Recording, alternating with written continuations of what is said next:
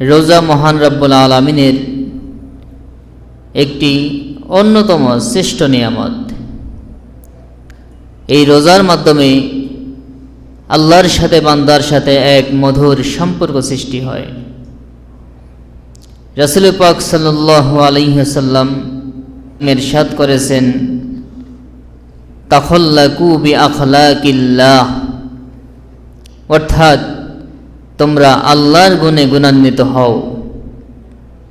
আমাদের সকলেরই জানা কথা, আল্লাহ রাব্বুল আলামিন পানাহার করেন না, খাওয়া দাওয়া করেন না। অতএব পানাহার না করা এটি আল্লাহ রাব্বুল আলামিনের একটি গুণ, আর রোজার মাধ্যমে বান্দা আল্লাহর এই গুণে গুণান্বিত হতে পারে। এজন্য এই রোজা এমন একটি ইবাদত, সম্পূর্ণ কৃত্রিমতা লৌকিকতা মুক্ত একটি ইবাদত।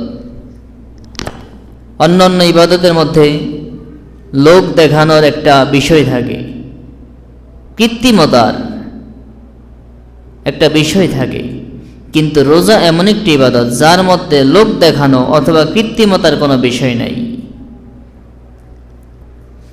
এজন্য এই রোজা মুসলমানের উপর আল্লাহ রাব্বুল আলামিন ফরজ করেছেন তাকওয়া অর্জনের জন্য, যাতে করে মানুষ তাকওয়া অর্জন করতে পারে।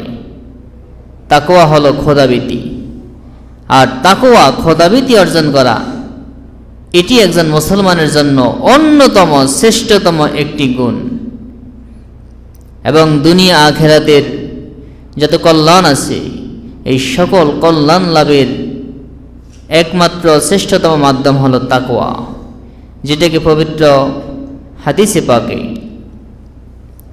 এবং কোরআনে পাকে স্পষ্টভাবে উল্লেখ করা হয়েছে, খৈরুজ জাত, অর্থাৎ একজন মুসলমানের সর্বোত্তম পাথেয়, একজন মুসলমানের শ্রেষ্ঠতম সম্বল হলো তাকওয়া। আর সেই তাকওয়া অর্জনের জন্যই আল্লাহ আমাদেরকে রোজা দিয়েছেন।